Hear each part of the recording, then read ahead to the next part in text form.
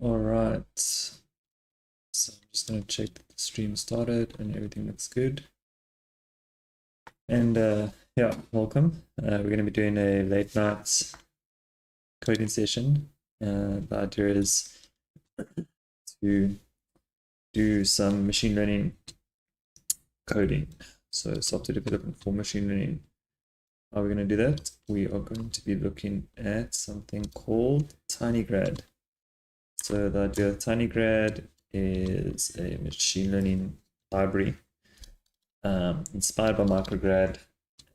It's kind of like a hardware agnostic machine learning library that just does some innovative things.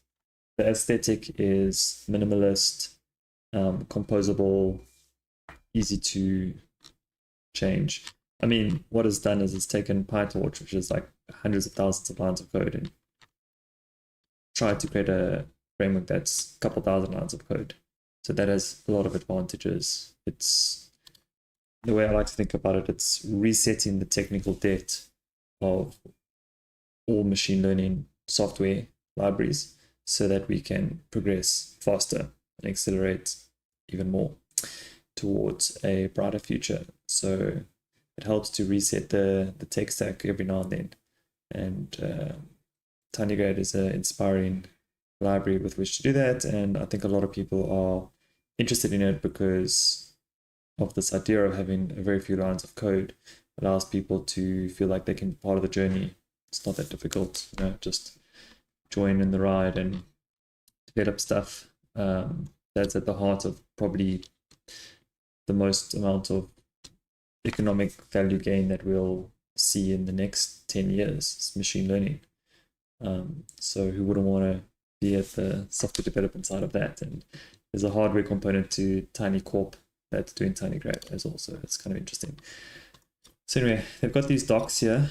We did the quick start, which trains MNIST to recognize digits, handwritten digits. So I did do that. It's kind of like the basic stuff. Really, what I'm trying to do here is solve a bounty. So they've got like a rewards program for people who want to contribute. They've got a cool little community of hardcore devs and just fans of this kind of stuff, and George Hotz's streams. It's like very popular in the tech community, so there's a lot of people adding energy to the cause. Anyway, the idea is this is the kind of stuff you can do: generate images with cats and bagels. And they've got a bounty program, so that's what I was going to say. And the bounty program says fix this, fix that, solve for this. They've got a mathy one, which is about merging views and having a proof or disproof for merging views. And that's about as much as I could tell you about it, because no one has been able to successfully tell me exactly what it is or how it's supposed to work yet. So I'm figuring it out. I am, as they say proverbially, reading the code. So hence today's stream is going to be diving into the actual code itself.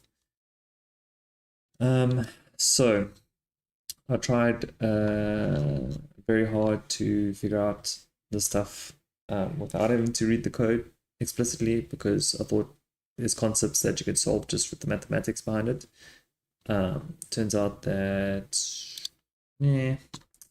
maybe, but I'm neither a mathematician or a senior software developer that's been doing this field, which is machine learning, for like 10 years. So in lieu of that, I'm going to have to just grok it from the start and do it the hard way, which is kind of my style anyway. So the point is, you do the quick start, gives you the idea. Documentation is here. The issue is for merging views specifically. Yeah, there's a lot to figure out. So there's some tutorials here, and this is where I'm at right now. So I need to figure out this component of the library called shapetracker and views, and let's just jump into it. So I'm here right now, and let's figure out if we can work through this together and help it make sense of what is the intuitions around what makes merging of views challenging, like actually like deeply challenging, like a proof that any two arbitrary sides views can be merged if they are able to be merged. How can you write the code to do that? So let's understand what these things are. I try to, and all this stuff's open source. I didn't post the link to my thing, but if you check out my GitHub, it's there under my fork of Tinygrad. I think that's the right terminology. I'm stuck. There's a couple questions I need to answer. Primarily where I'm stuck right now is why striding the shape trackers is not actually resulting in the strides changing for some reason. So I have a shape tracker, I've strided it, didn't help. So hence I'm starting from scratch, going all the way back to figure out what all this is. Okay, so let's see what we can figure out. How should we do this up here? All right, so shape trackers enables zero cost movement operations. What that means is you need a way to represent linearly laid out data on the memory strip as a multidimensional structure. Okay, so I'm going to draw some pictures here for the benefit of viewership, prosperity, and my sanity. So I'm going to create a new scene here on Excalibur for us quickly. And I'll share this later as well. If anyone's interested. Or ask me if you want to see it. How about that? Okay, so I mean what they're saying here is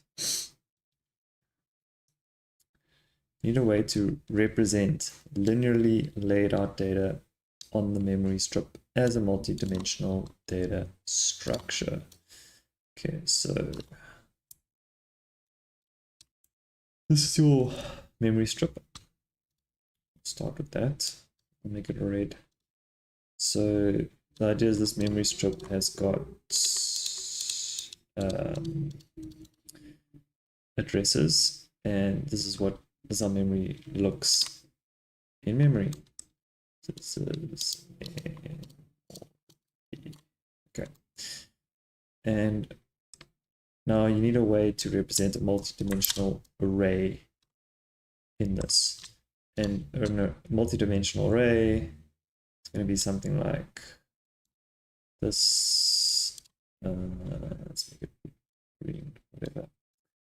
And it's multi-dimensional, which means, however you want to visualize that. It's a 3-dimensional. This is a 4-dimensional tesseract situation. Yeah, okay.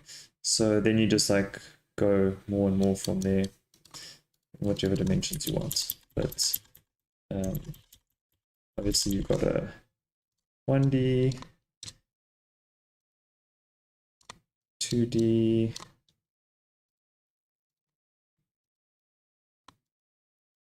3D, dot, and then whatever the fuck that is. Sorry, am I allowed to swear on YouTube? Probably, right? Okay. So how do you represent that like that? And it's pretty simple. There's these concepts called. This seems like a shape. Okay, so let's make a shape. And let's say this shape is 2 by 2. Okay, so that means it's going to go 2 this way and 2 this way, and that's your array. So 1, 2, 3, 4. And now what you've done is you've taken this thing, which is 1, 2, 3, 4, and you've said go 2 this way. Let's start here. 1, 2. Yeah, I mean, depends if you're doing zero indexing or whatever the point is, but like you do this one and then you do this one. But you can't just have a shape, because 2, 2, if you don't have a stride, is basically just going to say 1, 2, 1, 2. So it's going to be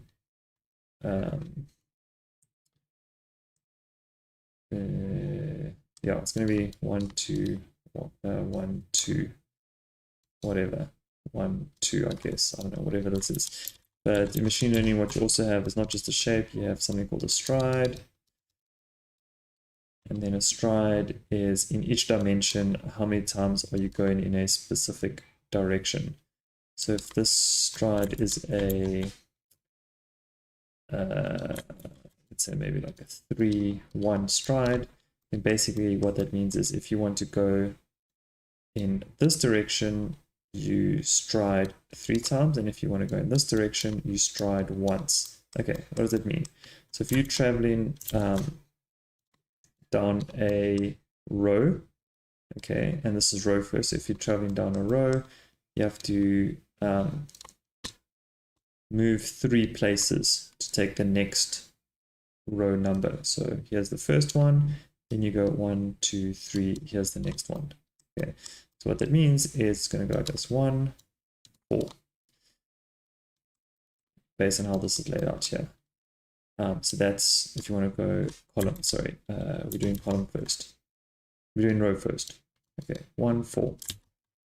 So if you want to do, then okay, now we go in the next dimension, which is going to be going down the rows. So this would be down the rows. Sorry, this is across the columns.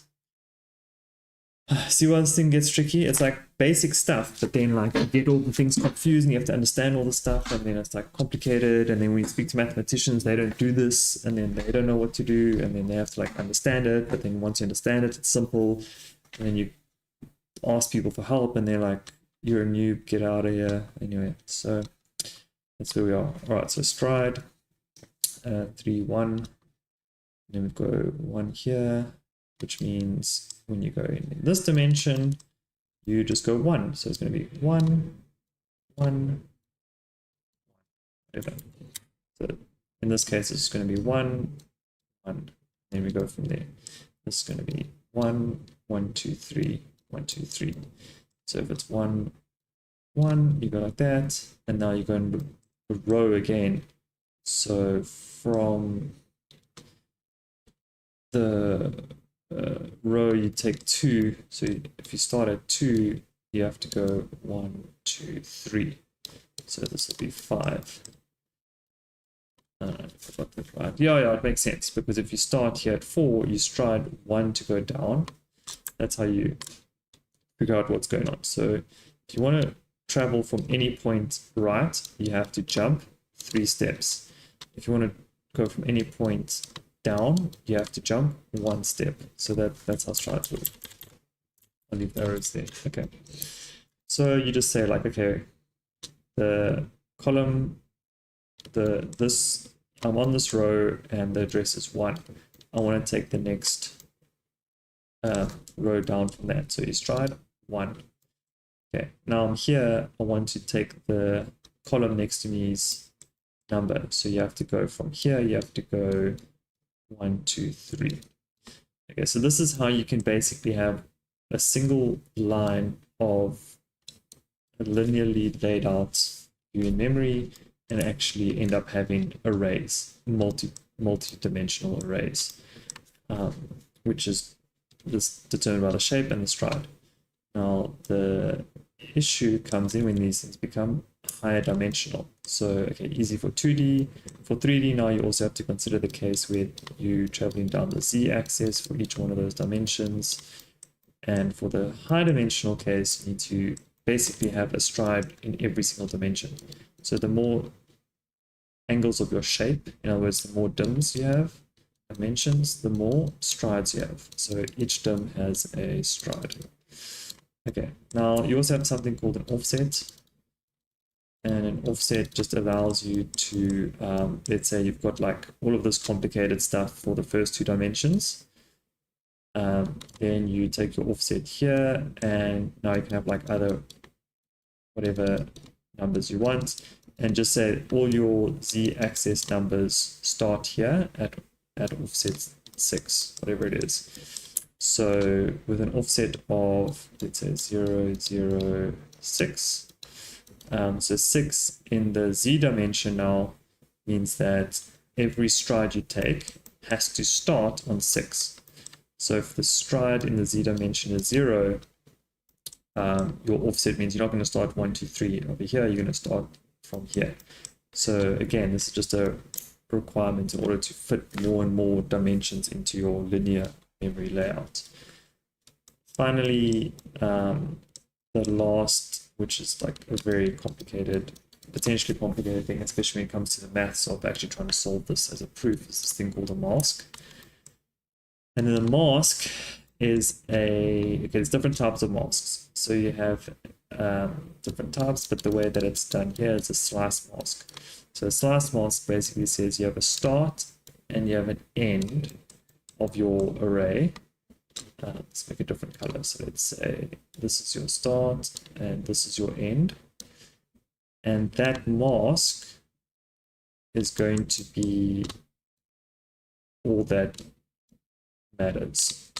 Ignore everything else. So let's say it says 0, it's going to be 2 until 4, whatever it is, 2 until 4. So when it actually comes to your full situation here, you're going to ignore the 1 now. So the 1 is going to be like a 0, for example, or something like that. So in the first spot here, it's going to be 0, and then 4, 2, 5, because you've masked it out. If there was a 1, then you would have it, but it's not. It's X'd out everything to the left and right of the slice. So, and by X out I mean like 0 or whatever it is. There's probably some kind of setting to how to mask things, but this is kind of complicated. It gets tricky. So the way to think about it is that given a linear layout, it allows you to construct an array, a multidimensional array out of a linear, I guess a mapping. It's like a mapping from a linear array to a multidimensional array. And now, okay, so what happens is in machine learning, you have tensor operations. Oh, that's cool. I don't know you can do that. Actually, I didn't know, I forgot you could do that. Okay. Anyway, so you have these tensor operations. So here's a matrix, and then it's a U multiplied by another matrix. Okay. And then you end up with like a bigger matrix. And then you add another matrix. Then you end up with like some kind of like weird thing like that. I don't know, whatever. I'm just gonna do pseudo stuff. Like that doesn't work, but then you have to pad it, and then you do like another thing, some other kind of operation, whatever it is, and then you keep like doing these operations, and then you've gone from one state to another state to another state like this. Okay. What you want to do in an optimization world is you want to say, can you skip this operation to save time and just go here? Which means like, is there a way to merge views of things? Let's say this is view view 1, this is view 2, this is view 3. Like, is there a view 4 that exists that if you had this, it can represent all of the data here? So if you just do operations on v4, you do the times, you do the plus, you do the thing. If you just do operations on v4, then to get back to view 3 and view 2 and view 1, you kind of just like do a backwards convolution or something to like figure out what this thing's view is of the underlying memory, but the actual computation is done on one view that has all the underlying data and like memory addresses manipulated by the operations. I think, I mean, I might even be wrong about this completely. And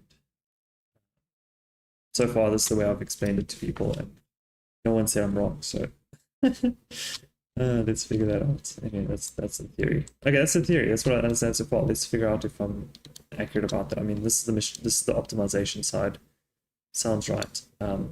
Why we need to figure all this out is to say, okay, if we are going to try to merge and we need a proof for that, do we understand this stuff properly in the context of what the library is actually trying to achieve, so that this isn't a question mark anymore? Just like we firmly understand what the point is. Okay, so let's move this here and start laying down some code. But anyway, that was important because of this first sentence, right? How far are we? 20 minutes in, first sentence down. Okay, let's go. So shapetracker enables zero cost movement operations. Zero cost because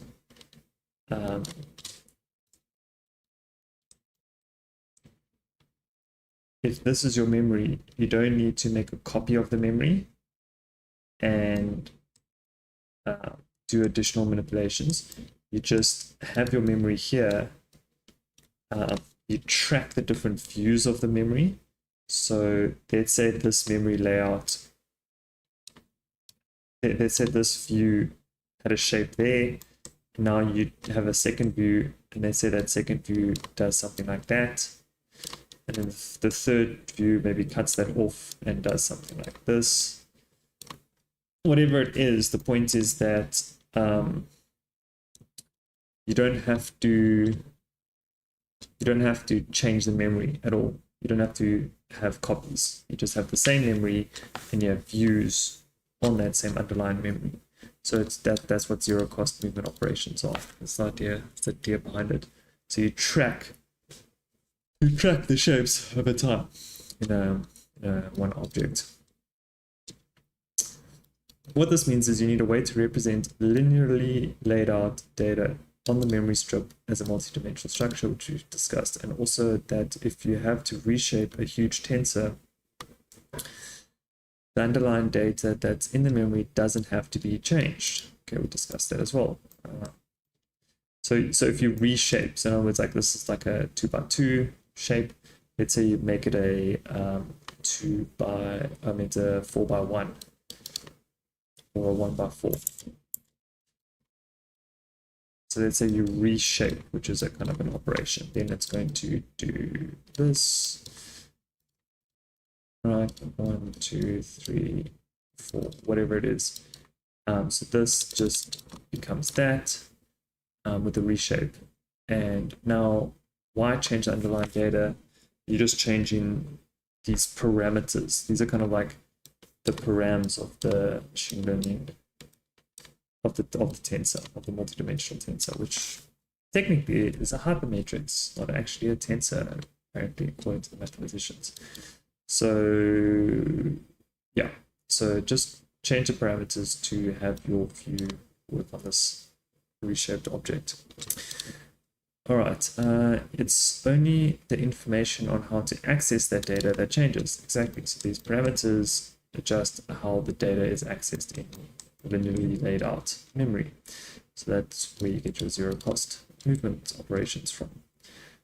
Okay, let me explain with the concrete example. If you have 8 letters, A to H, and throughout your program, you need to represent them to the user in various ways, maybe one after another. 1 as an 8 digits laid out linearly, 2 as a 4x2 matrix, 3 as a, okay, let's see what they're trying to say here. So if this is your 8 memory bits in your memory positions here, if you have a 4x2 grid, then you basically got something that looks like this. And if you have 2x2 grid, you have something that looks like this. But then at the day, A, B, C, D, E, F, G, H is the same. You can't store such cubic structure in memory directly. They will be laid out flat linearly. So you need to come up with a way to access it as if they are a cube or grid. Also, if your data is large, changing the underlying storage on memory may be expensive, but it turns out the data can remain unchanged. We have to just keep a record of how to access them when the data need to be presented. Keeping such a record does come with overhead, so it only makes sense when the data is large, like thousands of numbers stored in memory. Tinygrad has a module called shapetracker that does this. Alright, you create a view. Okay, so let's create a view. It's a 8 view, and it's printed out. So that first, and that. Okay. So it's printing out ID x0, which is probably just the memory buffer ID 0. Ignore the odd syntax. This for now, they serve to separate purpose, blah blah blah. The expression ID's rendered result is this. It means that the data only has one dimension. What is this, the dimension? Oh. Okay, I don't know about that. I thought it was just the ID.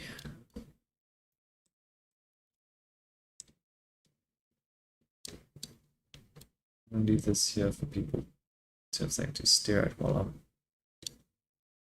just doing the tutorial.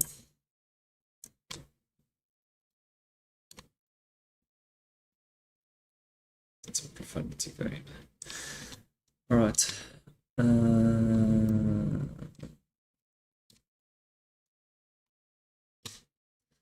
Okay.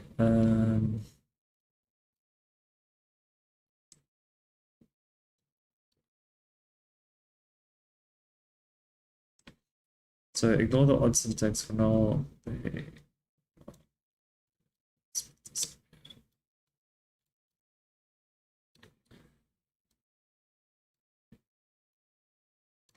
Actually, it's a bit.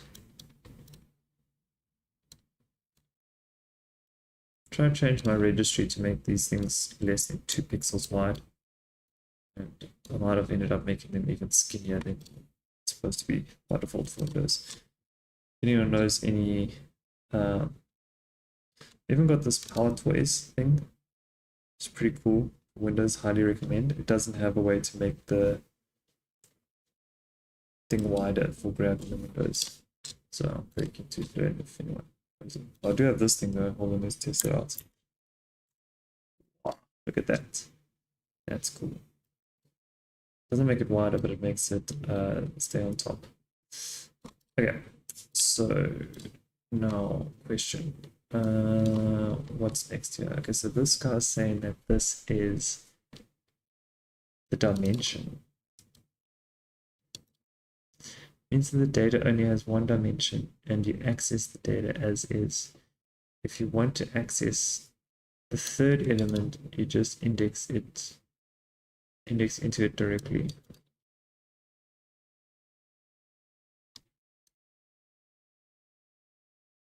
Wait. What?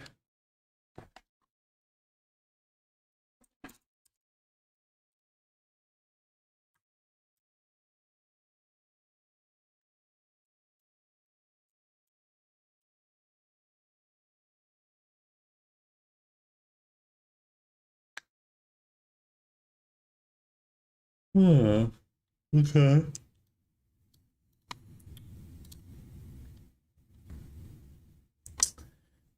Okay. All right. Ignore the odd syntax for now.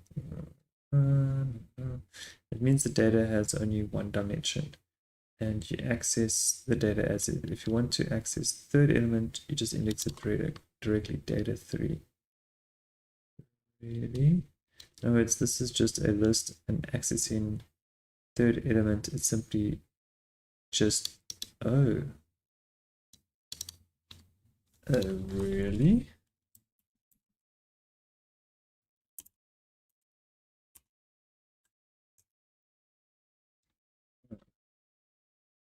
That's not right.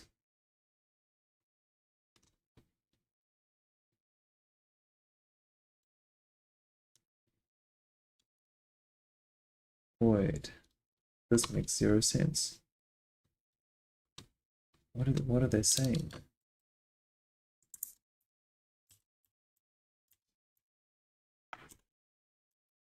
It's not the actual data itself.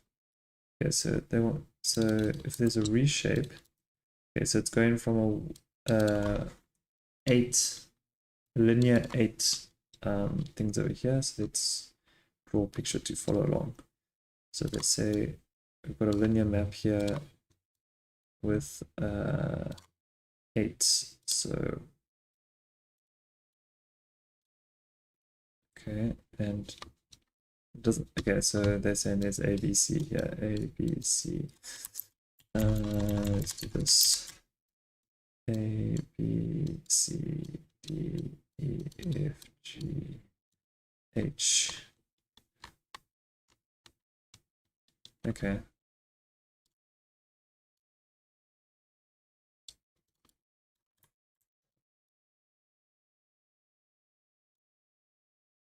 Now, you want to, so that's what it is there, and then there's a reshape as a 2x4.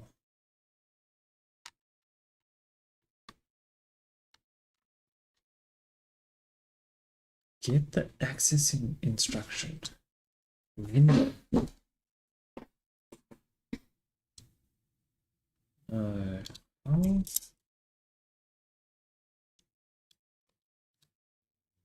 Times 4 plus RDX1. 9 times in by 4.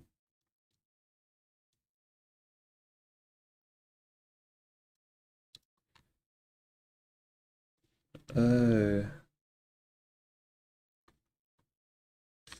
Okay, I still don't know what they mean by data 3.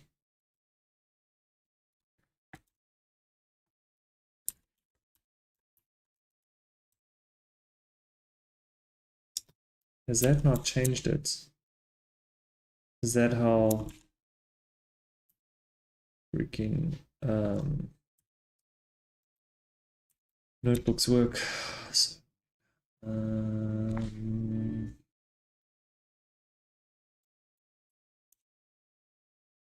so the data.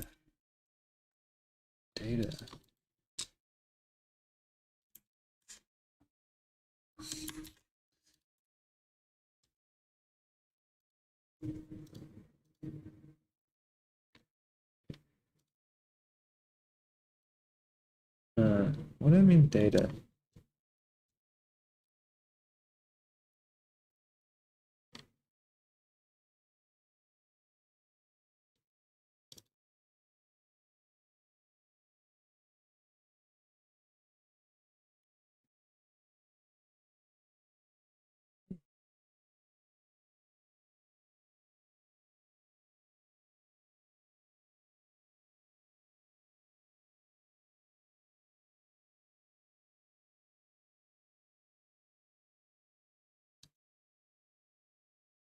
What?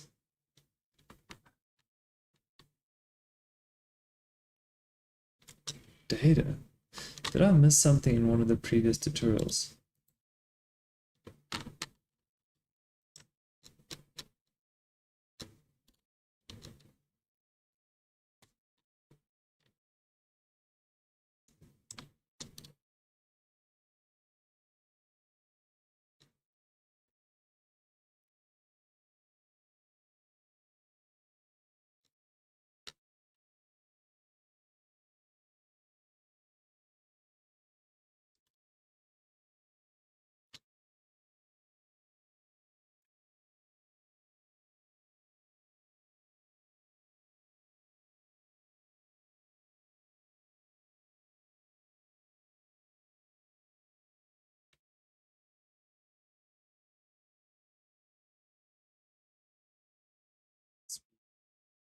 Okay, I still don't know how they got data.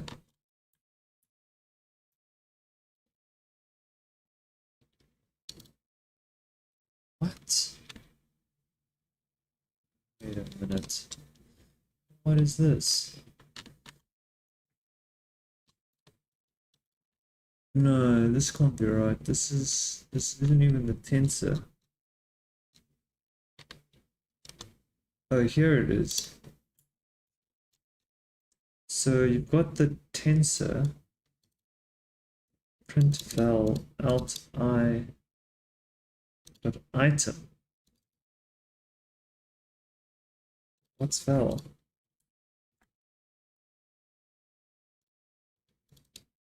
Alt. What's alt? Dot item. Okay, so maybe it's dot item.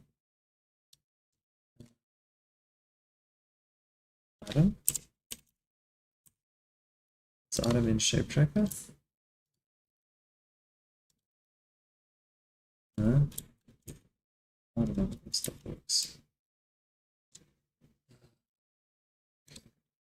Let's try get the item. So there's a tensor and you just dot item. Okay. So we have a tensor. I wanna get the item. There's no item.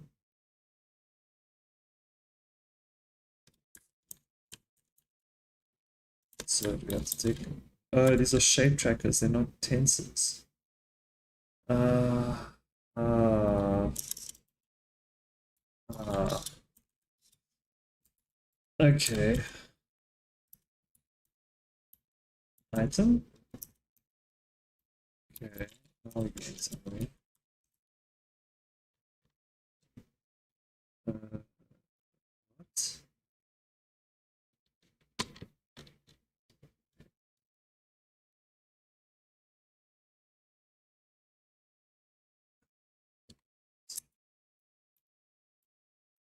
Let's do this.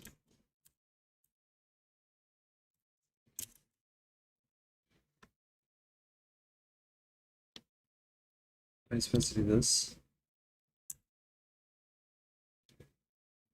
Returns the value of this tensor as a standard Python number. Okay. T equals tensor 42 print t dot item.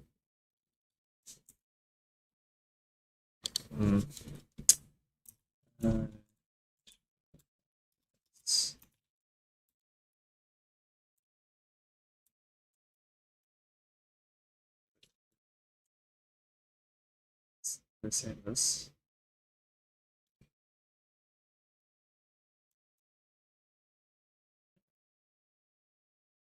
Wait.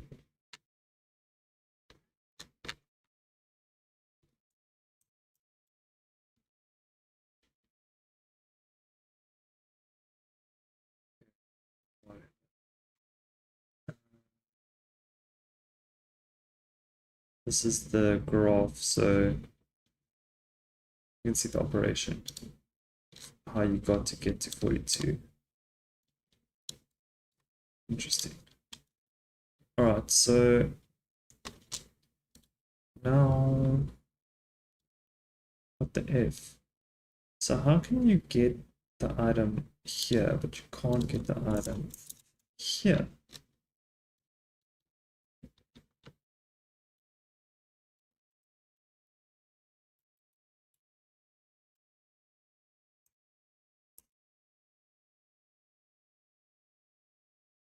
Oh, wait a minute. Doing something wrong.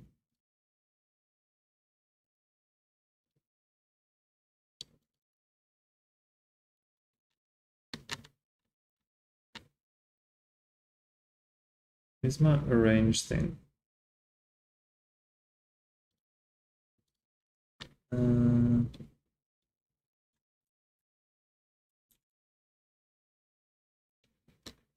had an arrange.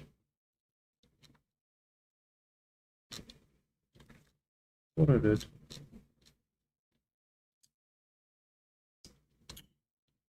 That's how you do an arrange. Okay. So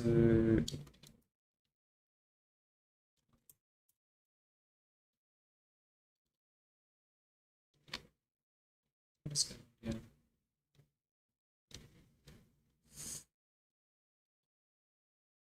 In terms of the distance as a standard in Python.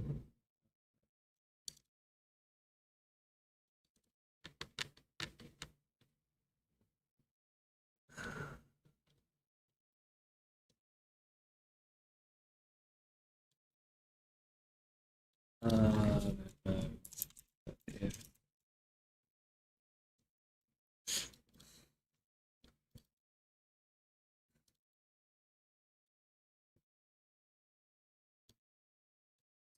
okay, so if they're saying that this is a 2, this is a 3, just a very complicated singleton 2 and a singleton 3, add them together, you get the item out, it's going to be a 5. Okay. Okay.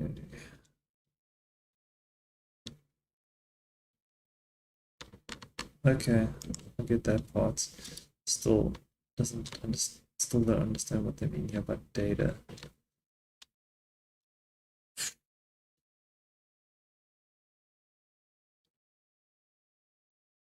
So all the bots text blah blah blah.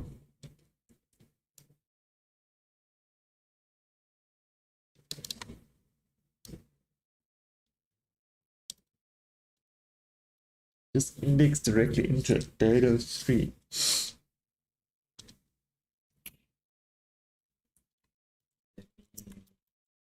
And the 3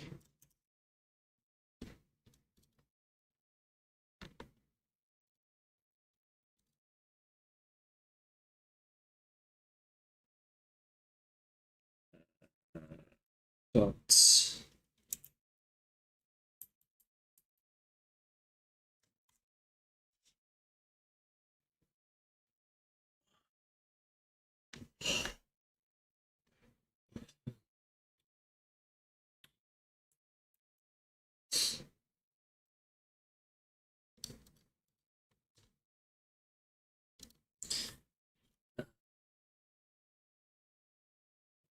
I think we should move on even though I don't know what they're talking about. In other words, this is just a list and accessing third element is simply data 3. B dot reshape. Okay, so we've done reshape. Okay, so we'll leave these up here for now.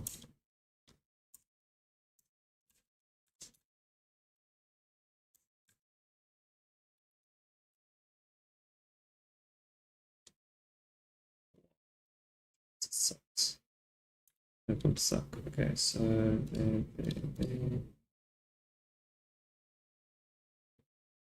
this view, this doesn't work. You reshape it, and then you get a new thing out here. Okay. And in the explanation of this new thing, so I mean, what's going on here has become 2 by 4. So I understand that to basically mean 2, 3, 4. So it's 4 this way and 2 this way. So F, G, H. So that's the new shape. It's a 2 by 4 array. Yeah, what's very straightforward. Now reshaped. So now we represent the data as 2 by 4 grid. Output. This means if you want to access the first row, index 1, and the second column, index 2, target is residing on 1 multiplied by 4 and added by 2. I see. So if this is your thing, then you, to get your thing out, you multiply by 4, and wait, what? Your target is residing on 1 multiplied by 4 and added by 2. Added by 2.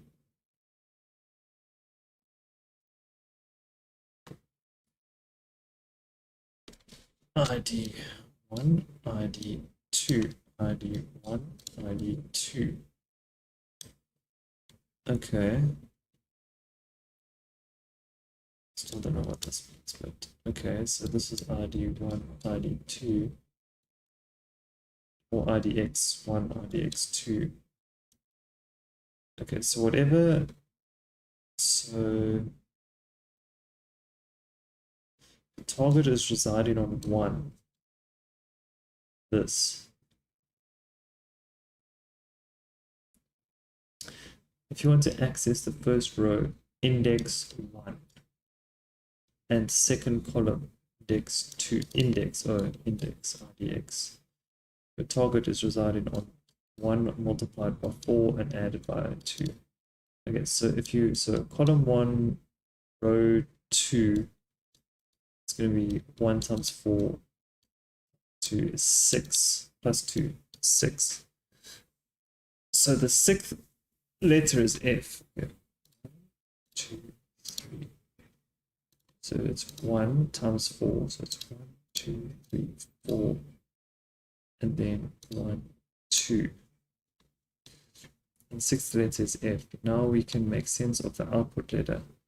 IDX is the dimension. IDX index is the dimension.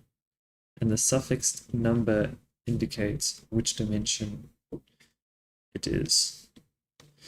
I mean, the other way to say it is just take this total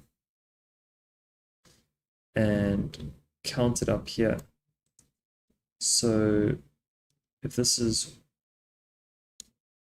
1, what is the request? Second column, first row.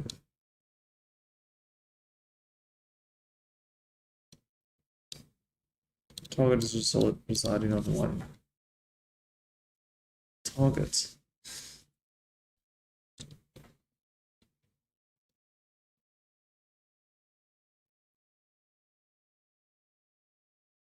The suffixed number indicate which dimension it is on.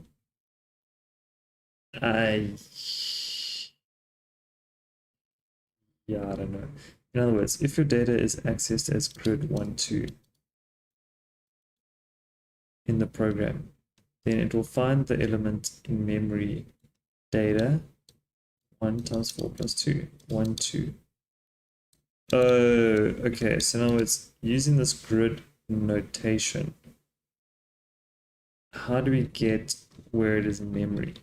So if you want grid 1, 2, you put 1 into index 1 into index 0, and you put 2 into index 1, and that gives you 4 plus 2 here, and then you have 4 plus 2, 8, and then, no, 6, jeez, 1, 2, 3, 4, 5, 6. Cool, so you just go like this, like that's your index location, you're linearly laid out, memory, when you have grid. So okay, so basically what your expression indexes is doing is it's giving you for your grid notation, how do you get the location in a linearly laid out memory array. Okay, that still doesn't help me actually access the data at that point. How do I get this? How do I get this thing out? That's what I'm trying to figure out here. So I've got the reshape, got the index arrays. Okay, so maybe we'll explain that. Okay, so that covers how to represent high dimensional tensor when the underlying data is a flat list. A second problem it solves is the zero cost movement part. By the way, if you enjoy learning about machine learning, subscribe.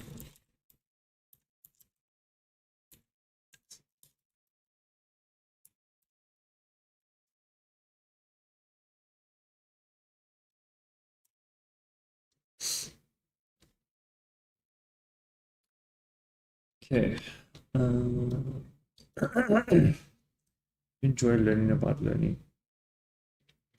What is learning? What is learning? Define learning. Oh, it's actually an important question. It is a big question. What does it mean for a machine to learn something? What does it mean for humans to learn something? How does machine learning, and as far as it emulates what we do, or isn't it emulating? Here we go. Define machine learning in terms of information theory and the second law of thermodynamics. Can you do it? Anon? Huh?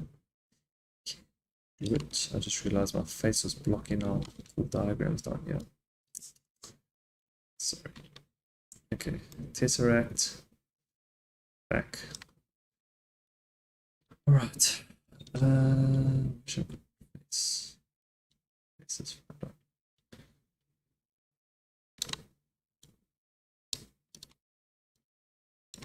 Okay. That's kind of cool. All right, so now back to shape trackers. So that covers how to represent higher dimensional tensor when the underlying data is flat. A second problem it solves is the zero cost movement part. If you have a grid that's 2x4, which is what we've done here with the reshape, this is 8 by 0, or technically an 8 by 1, I guess. This gets reshaped into a 2 by 4, which will be row first, I guess, whatever it is. Then it becomes this thing. 4 that way, 2 that way. Second problem, it solves zero cost movement part. If you have a grid that's 2 by 4 and you want to transpose it to 4 by 2, that means you might have to reorder the data. So instead of reordering the data, you keep the memory array where it is, locked in, and you just change the views. So this is locked in, does not change, you just change the views. So you call this, let's say, view 1. Okay, now if you wanted a 4 by 2, you reshape it again, that will be your V2. So then you do something like this. And the whole point of why this is an optimization is because you don't change the underlying A, B, C, D, E, F, G, H. You don't change the underlying data structure. You keep this here. You just have views that permute the shape, I guess, or just reshape is the technical term there. Okay, so by reordering data, it could be expensive if you have millions of elements, and if it turns out you are going to transpose it back at the end, maybe we can come up with a way to just record how to access a few elements that's already transposed. That's where stride comes in. Okay, so yeah, this is kind of important because in convolutions, you're going to go convolute, convolute, convolute, and then you're going to go back in, convolute, convolute, convolute. So if you're going to keep manipulating the data each time, you're like wasting massive amounts of compute going back and forth this way and that way. So just update the views. All right, so what next? After Permutations, we see the access pattern changed and access pattern. Yeah. Wait, we didn't run this code, did we? Wait, did I skip too far ahead? What's this? Yeah, I think I skipped too far ahead. So let's do this one now.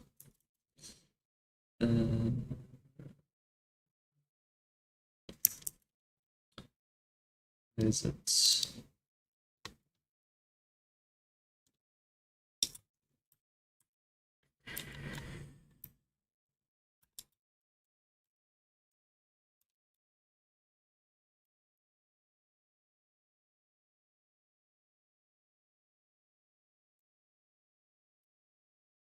We don't access the actual data yet still.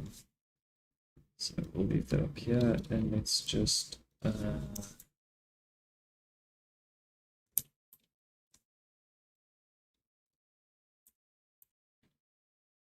is blue and this is green. Is it an optical illusion? Right? This is blue, right?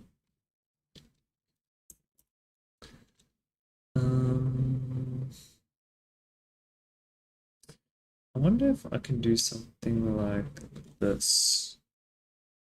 I'll create a tensor. It's just symbols.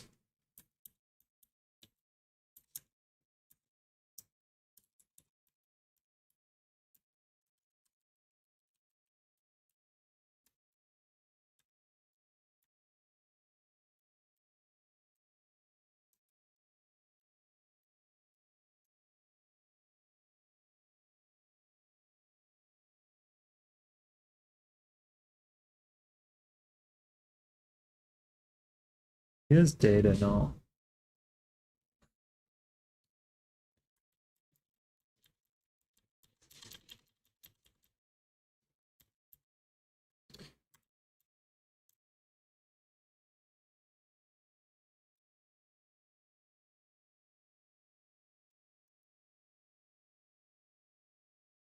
This is data. No. Number data. Okay. Oh. Oh. Ah, I see what's going on here. Okay, well now this thing's starting to make more sense.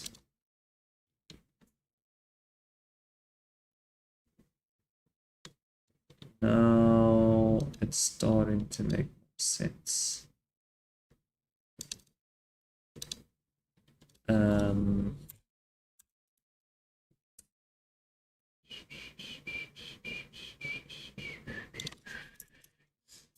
T1 T2 T3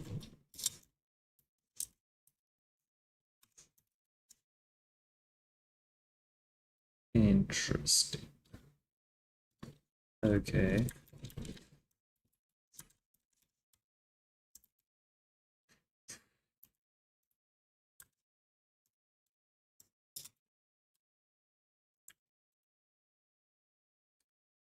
Okay, we are making progress.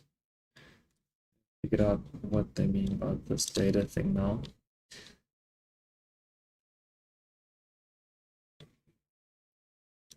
Index 0, index 1, index 2. Basically the strides. Okay. So do this. Now, actually, I want to see something. So there's this way to get the shape tracker, which is the tensor dot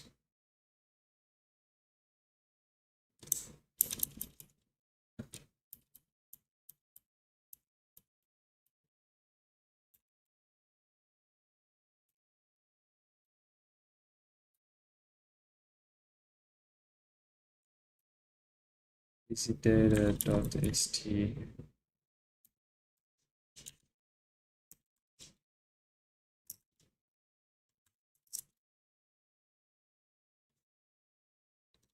Global.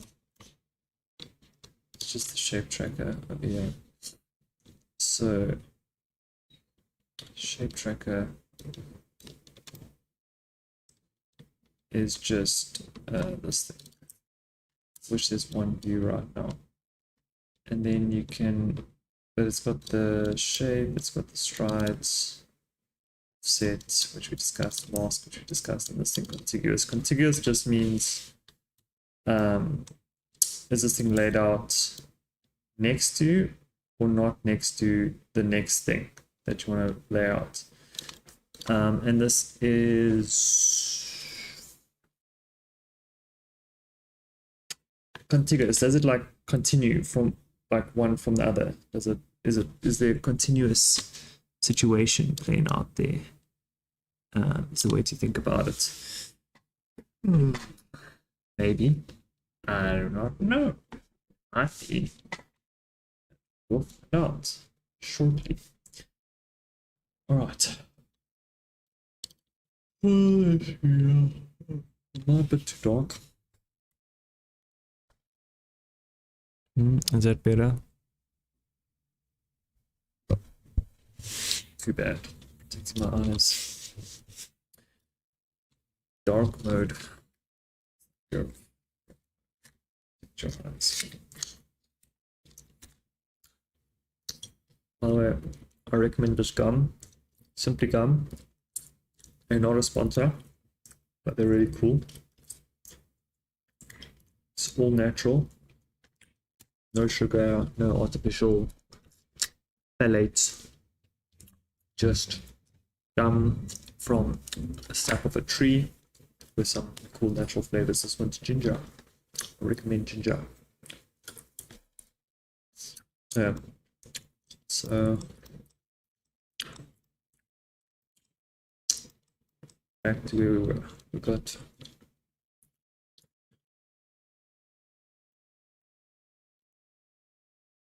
if your data is accessed here like this. Okay, let's take our tensor. Let's try to work with an actual tensor because we have the underlying data, which is what I want in order to think about this stuff properly. And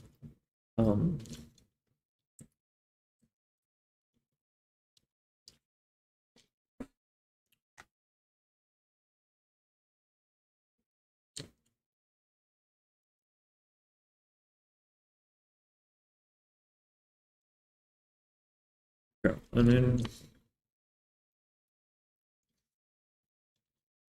on my side, get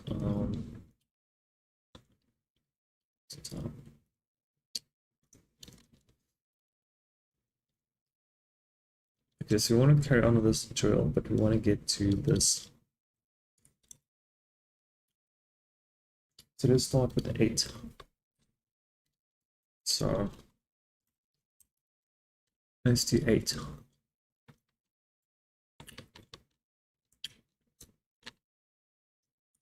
we just want this basically.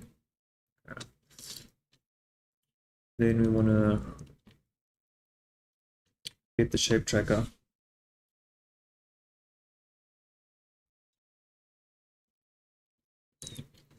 Alright, let's start fresh here.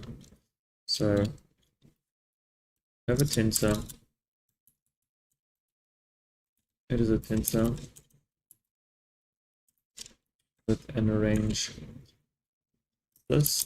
Let's see what that looks like. Easy. Now we want to get the shape tracker from it, which is this. Like that. Now we want to reshape it. Yeah, but we're reshaping the. Actually, can you just reshape the tensor itself? Yes, you can. What happens to the view?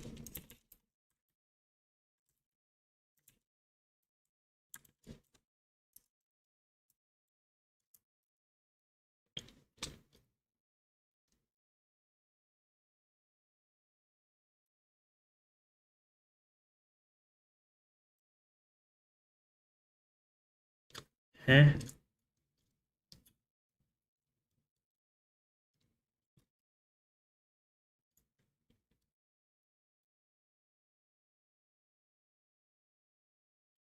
What the F?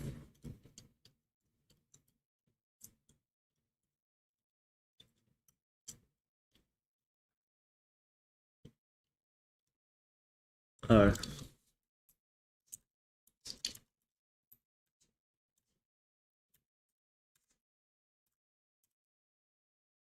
Okay, so reshape didn't happen, which means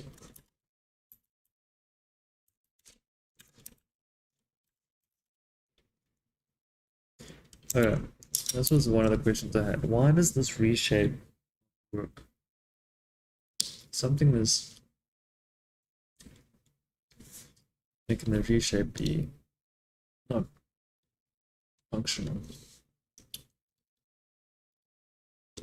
on the tensor.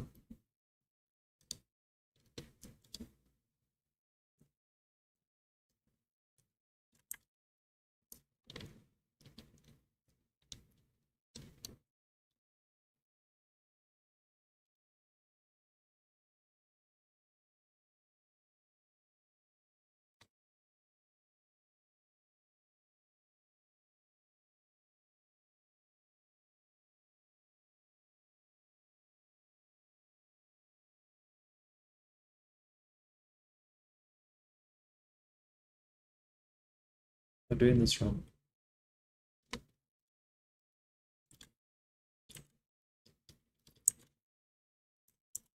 I guess just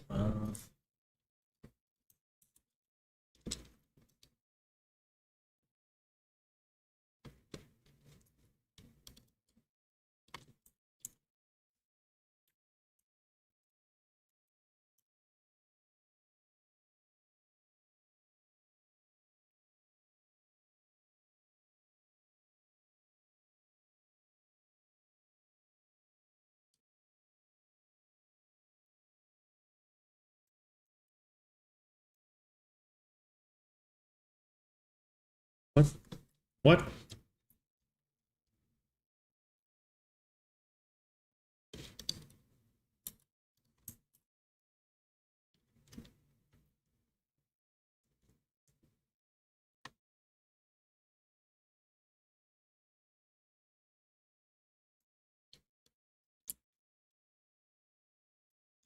No, come on.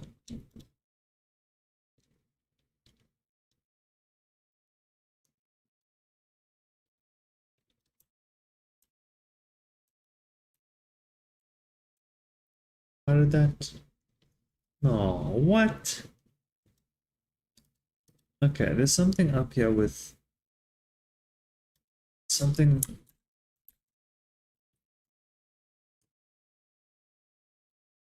I said something about lazy, right?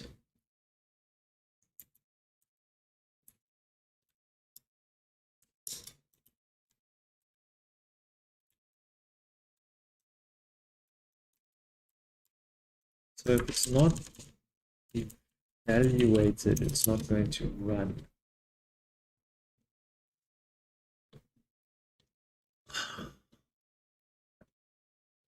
Okay. Well, question. I'm making progress. Got T2, T2's shape trackers here, shape tracker 2, shape tracker 1.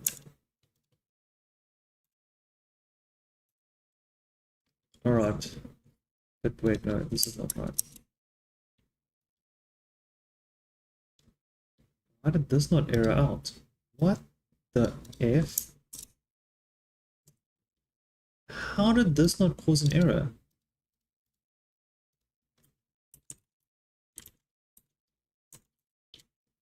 That is crazy. What's going on? Why is the shape not changed?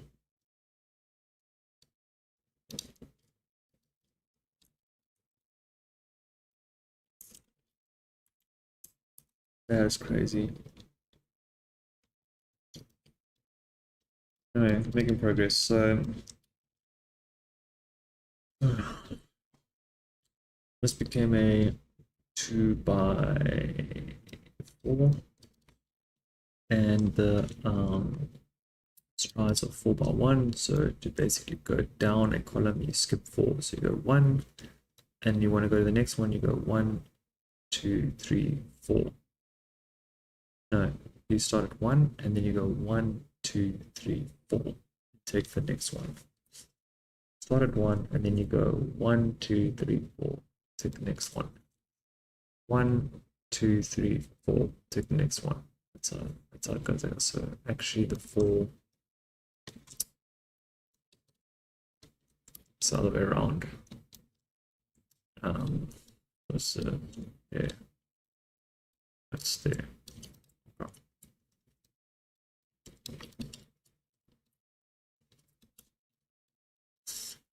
All right, makes sense. Now, they said we need to try one more time and go to 2 by 2 by 2. Before we do that, I want to see these index expressions.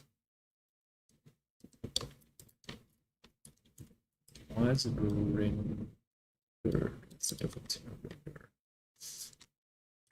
And you do the index expression on the view, on the shape tracker itself, the tensor.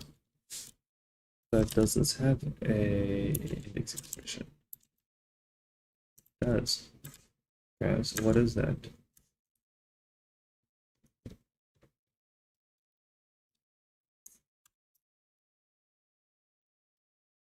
Okay. Interesting.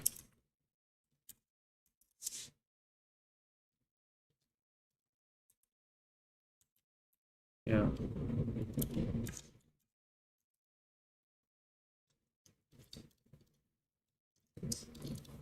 Okay.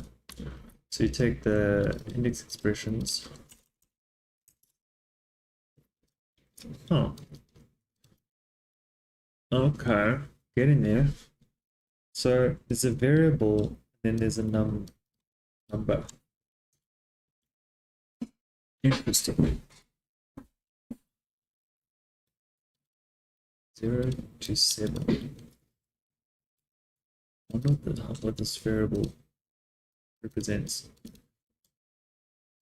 The index 0 can be a value from 1 to 7.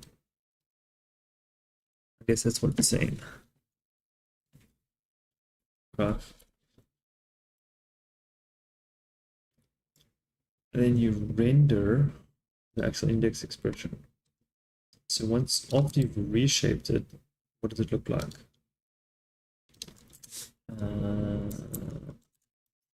So let's actually just do this to ease it up a bit. Instead of we're not going to use the shape tracker. Oh, we are using the shape tracker. The shape tracker is coming from the tensor, so we don't need that. Okay. Let's just structure this a bit better. So this is going to be tensor 1.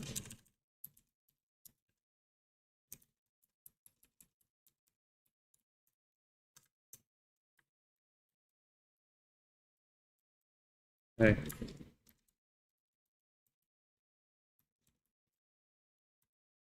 Okay.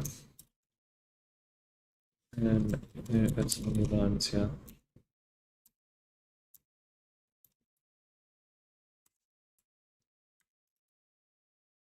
Okay, tensor 1, tensor 2. So tensor 2 is reshaped. Tensor 1 is shaped, tensor 2 is shaped. It's the same tensor, so I think that's maybe not the right way to phrase it. Yeah. It's a reshaped tensor 1. Okay. So let's see what all that information is with that new tensor. So you get the tensor, then you get the shape tracker, and we want to see what that shape tracker looks like. So it's going to be like this.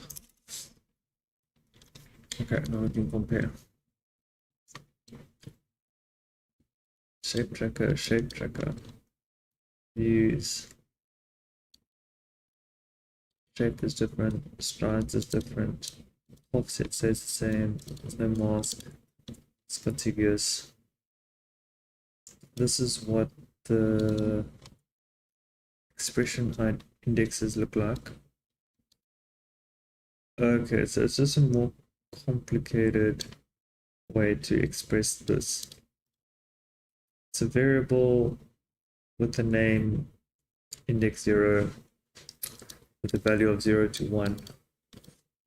You multiply that by 4, and then you have a variable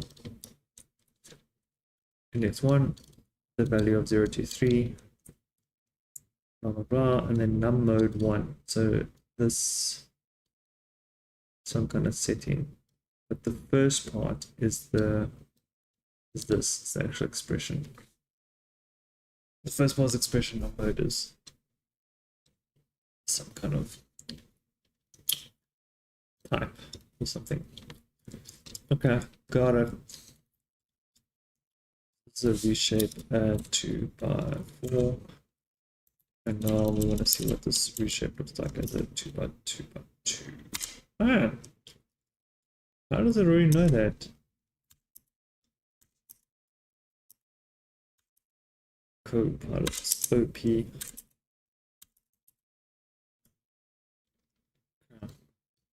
2 by 2 by 2 by 2. Wait, 1 2 1 2 1 2.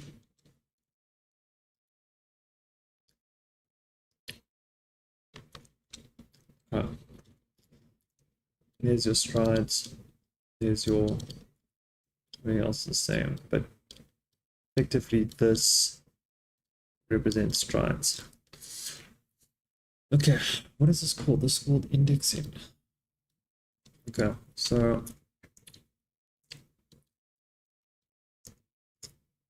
let's go back to testing our understanding of this thing by seeing if so can we get the actual underlying data? How do we do that? Get the data itself.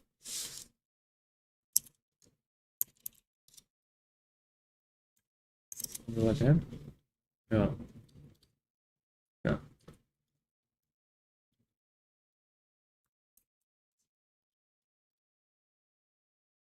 Okay. So I guess that hasn't changed with regards to the shape track. Can I get data from the shape tracker?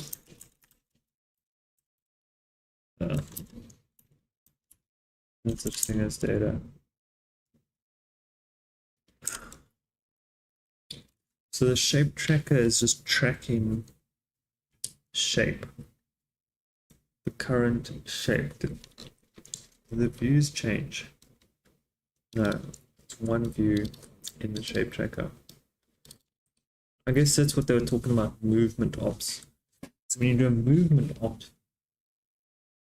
that's when you start having different views. That's when you start having different views.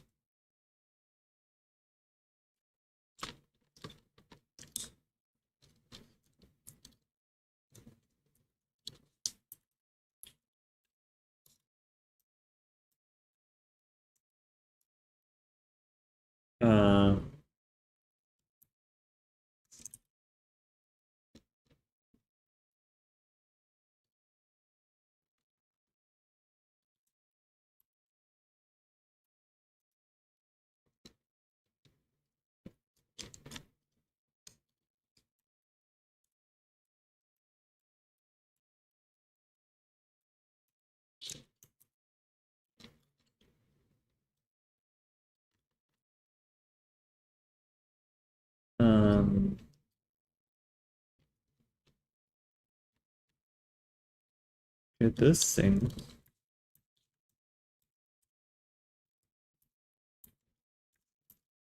has a shape tracker. What is that shape tracker?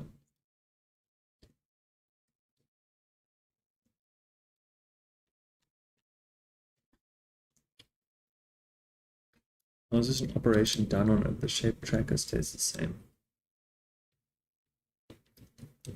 So does that mean you've updated the underlying views now? Okay. I don't know when views get created. For some reason, something happens when there is a trigger that causes a new view to be created. Right. Anyway, let's go back to the tutorial. Okay, we understand all that. Now, okay, that's how you represent a high-dimensional tensor with a flat list. Second problem is it solves is the zero cost movement part. Well, we spoke about this, but reordering data could be expensive, blah, blah, blah. Here's where stride comes in. Stride. Yeah, start from fresh. Always happy to start from fresh. So you have a shape.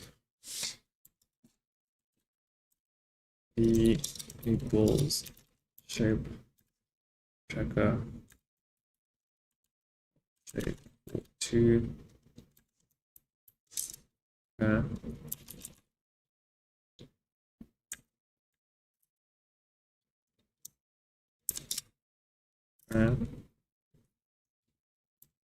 B equals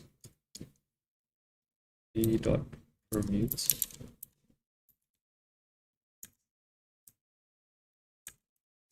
What's permute doing?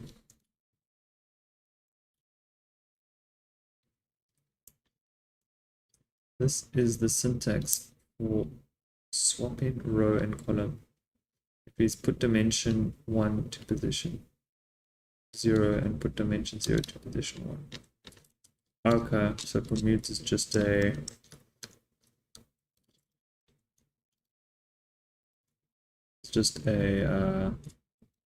this daily wampus. Permute.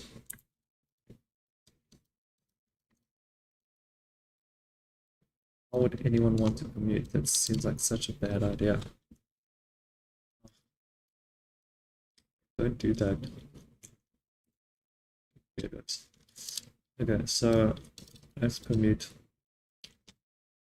And then after permuting,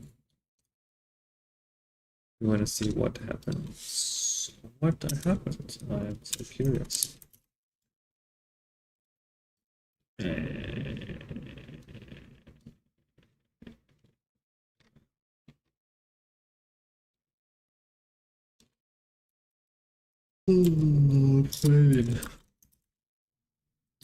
Shit, I need to go to bed because I've got a couple important meetings tomorrow, so I'll do a little bit more of this. What are we on? 1 hour 25. Okay, 5 more minutes of this shenanigans. See.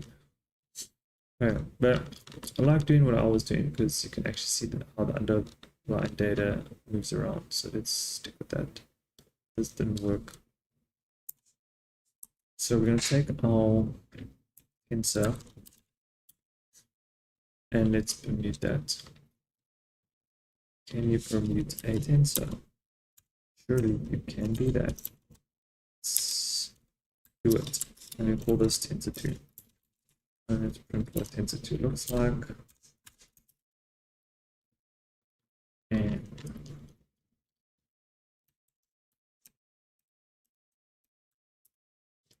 no, it's still not what that's a problem.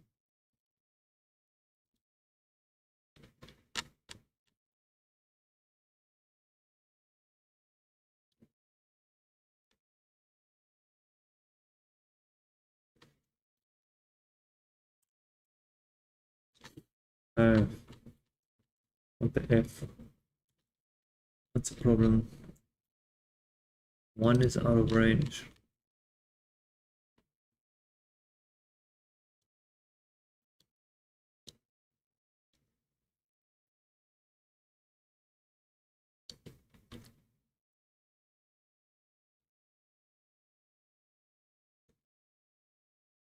What?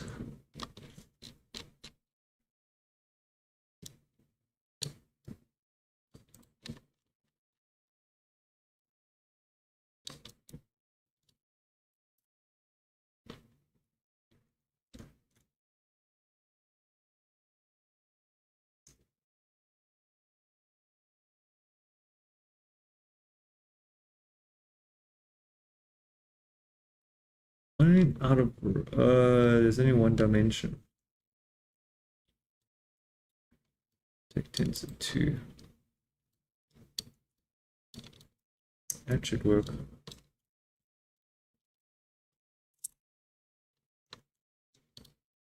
So tensor 2 is this one, right? So instead of 1, 2, 3, 5, 6, 7, it's 1, 4. It's 0, 4, 1, 5, 2, 6, 3, 7. So you're permuting this to be that. How would you permute tensor?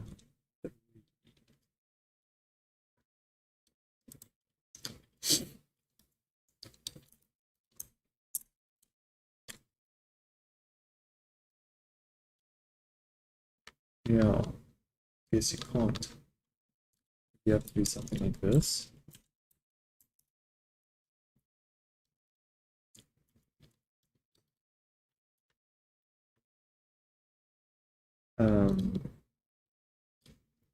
The shape now is 2 by 2 by 2. Okay, okay.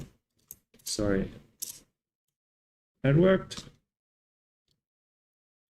So it permuted this, this. Interesting.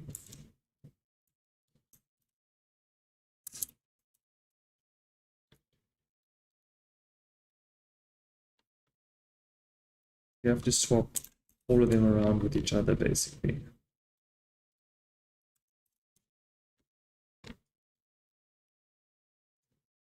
So you specify in which dimensions permute over which dimensions. Oh, that's pretty cool. Now I see why you want to permute. Permutations validated. I was just joking, by the way. Obviously, everyone should be permuting. It's a very important concept for machine learning. So permute is good. Okay. Then our permutations. What's next? Can we finish this? Yes, let's just finish this tutorial tonight and then we'll feel accomplished and be able to sleep peacefully.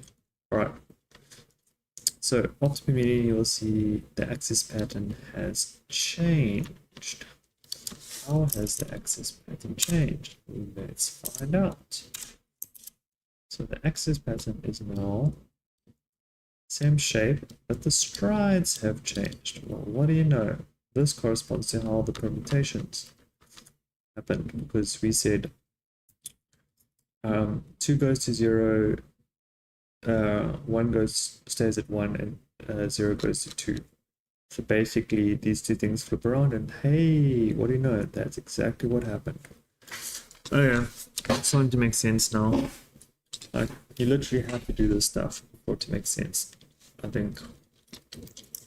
Unless you're some kind of math genius, or like learned the theory ahead of time, maybe you can grok it, but honestly, like, sometimes you just gotta hack at it to get a feel for what's going on. Okay, so the axis pattern has changed, which means the strides have changed only, but the underlying data still remains the same, which is the whole point. Okay,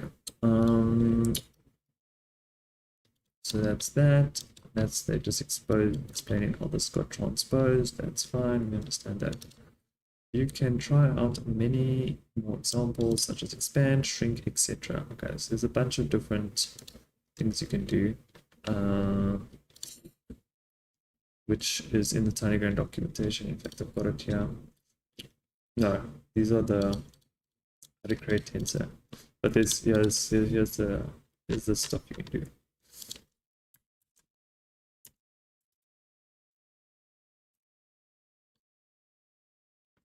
Tensor. Okay, there's all the stuff you can do. There's something called shrink, which is something to figure out what shrink does. Adds like zeros here everywhere. So if you want to pad this, you can like pad it here with as many zeros as you want, or like downwards.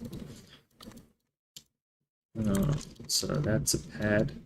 That's another type of operation. View.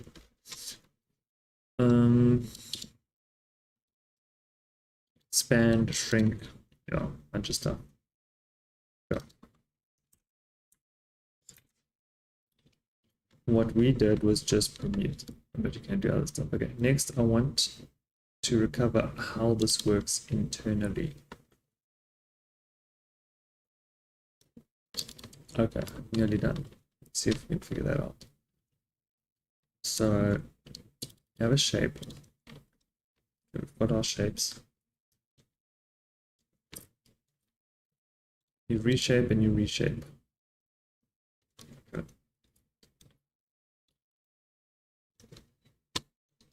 So what is this guy trying to do?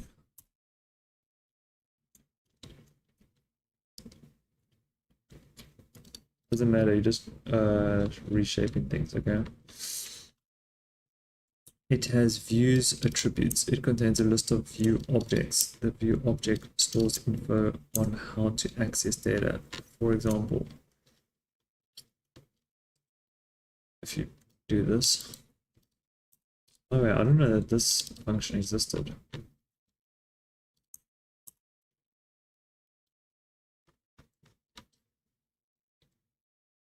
That makes this thing a lot simpler. Because all I care about is the views. It's the shape tracker.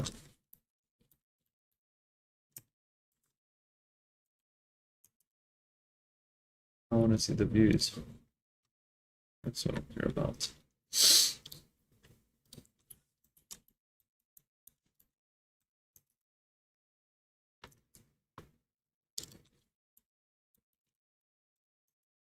But all of these views, all of these shape trackers have only one view so far.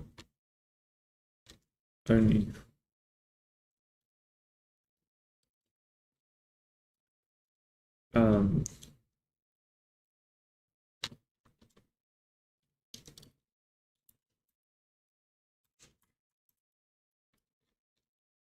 Okay, same thing here. And the output says the view is a 2x4 grid. The strides is used to render the axis pattern.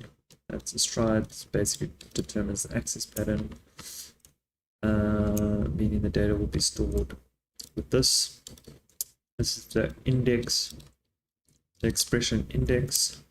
That's essentially how strides work. Makes sense. But I want to show you something more interesting. If you modify it in a special way, you will see two views. Okay. So show me what happens to generate two views. That was my question earlier. When are there two views? Okay. Nothing special yet. Okay. Waiting for special. Now behold. What are we beholding? Ah. Two separate views happen. This is the entire problem that I'm trying to solve for. This and this could theoretically be one view, but it is two views. So can we simplify?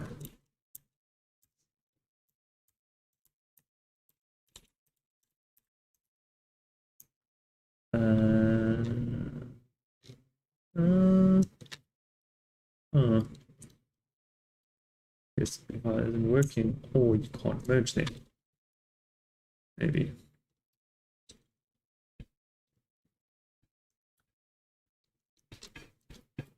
You can't. No numpy for this.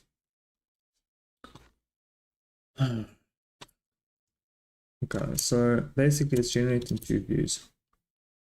The shape tracker has added a new view, basically, is what they're saying here. We've reshaped a 2x4. No, if we reshaped a 4x2 into a 2x4.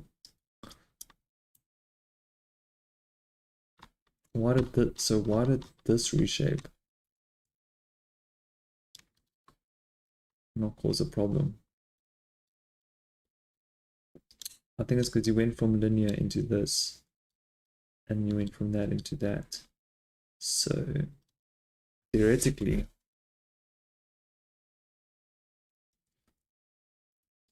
if they want to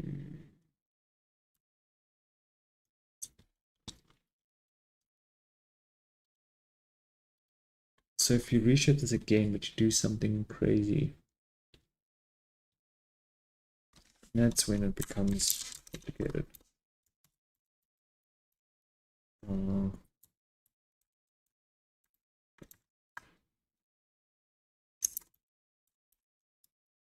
You see, I'm permuting 2 and 1, 0.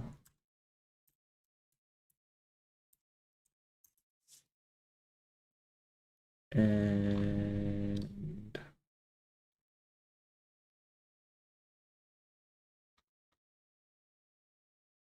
that's the permute. Now, even the permute didn't generate a new view.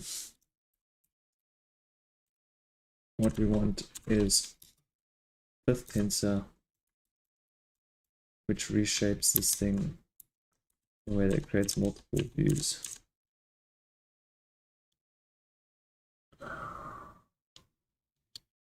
Okay.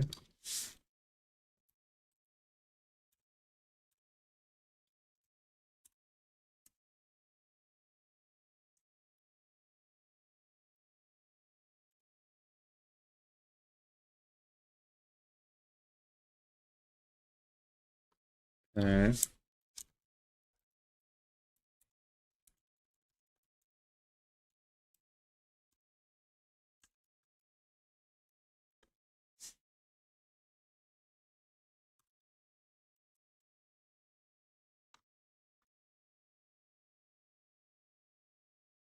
What does underline shape tracker look like now?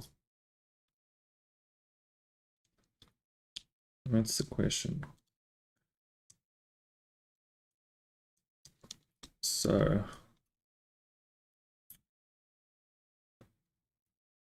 you get that from this.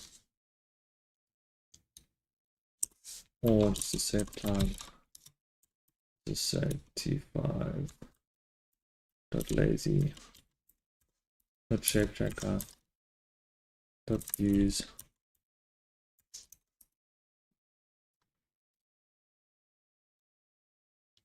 yeah, now there's multiple views. Great. So it was 2x2x2 and then it became 2x1. Interesting. So the views. Interesting.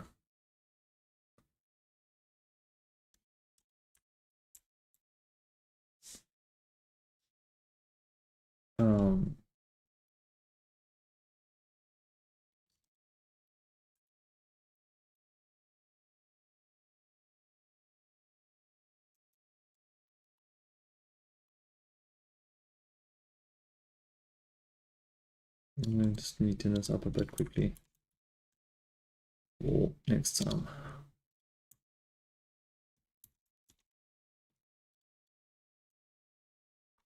And yeah.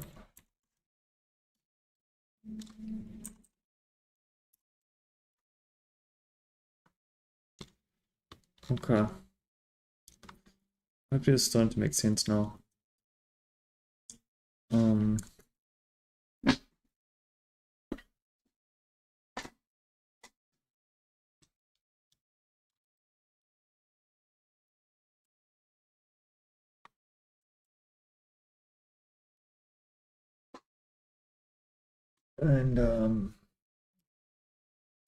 T5.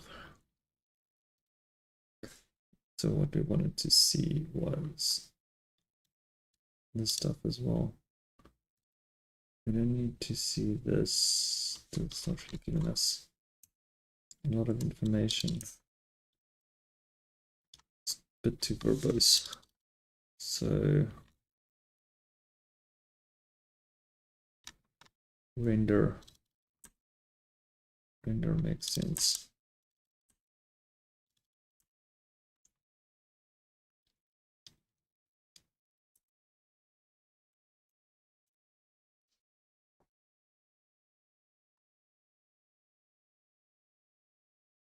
Modulo 2, interesting. So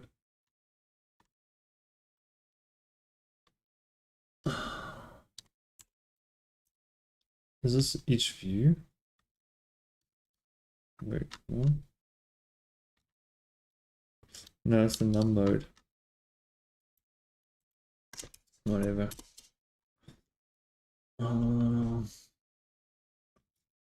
So this reshape caused a second view to open.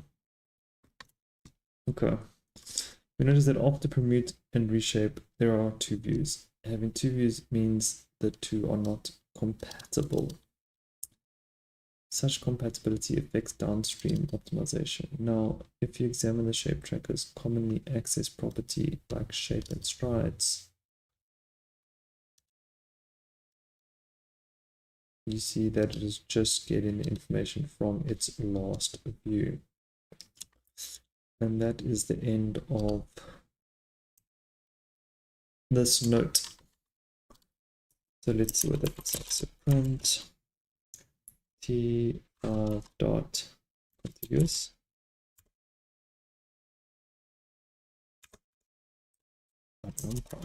No. It should just be true or false.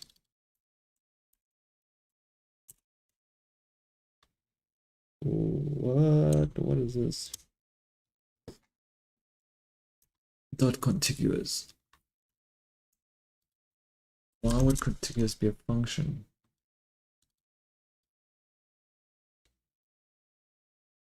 Bound method. What? Property. Is it the shape trackers contiguous property? Why? Yeah, why would that? That's weird. Anyway, that's contiguous. This is not contiguous. So it is only. Oh, that's actually interesting. So when you permute it, the data is not contiguous anymore. And after reshaping, it becomes contiguous again. That's so interesting. Okay. What's the next thing? The shape. Does the tensor have a shape property? Yes, it does. Does the tensor have a size property? Size. No.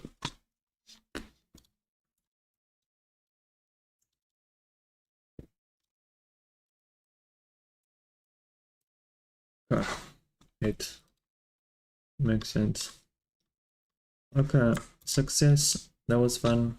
Going to push this code so you guys can see it if you want. This is the operational graph, by the way. Let's see what that looks like.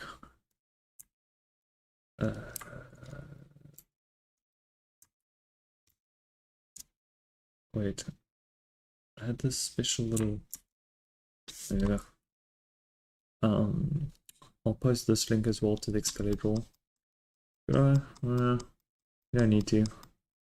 These notes are not that good, so don't worry about the Excalibur. You can contact me if you want that. What I wanted to leave you with was this computational graph. So what's going on here is what needs to be optimized at the end of the day. You have these operations that basically generate the final tensor over here. And there's LUs is binary, there's a modulus, there's a I don't know what that is. There's a multiplication. There's adds, there's moles. Sorry, okay, hold on. This actually starts to make sense now. Basically, this expression thing is that thing. Because here's a modulo 2, here's a multiplication by 2.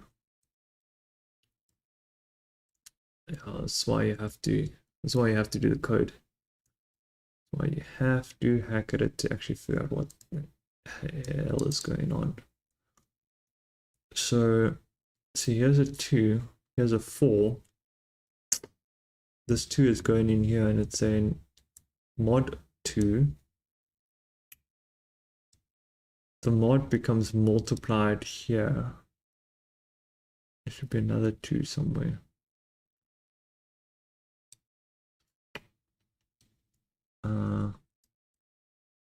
Oh, it's coming in here. Wow, okay, this graph is making sense now. So 2 is coming in here, this is a mol, this is a mod. The result of mod gets multiplied by 2. The result of this gets added to the result of this, which is division by 2 here. And this is the G index 0. 0, 4. And this is index 1, 1, 2. Maybe start at 0 goes to 4, start at 1 goes to 2 or something. Okay, this graph makes sense now. Well, that was something I was gonna think of trying to figure out at some point. And there's an add. And then you add separately this times 4, which was this, I guess this. Yeah, times 4, multiplication.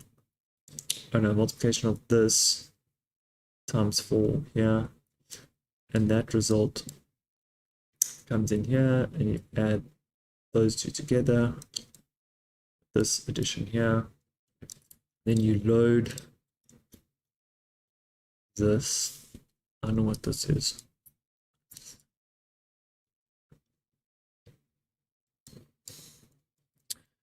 Also, there's this sneaky thing happening here at the end. There's like a mol and an add.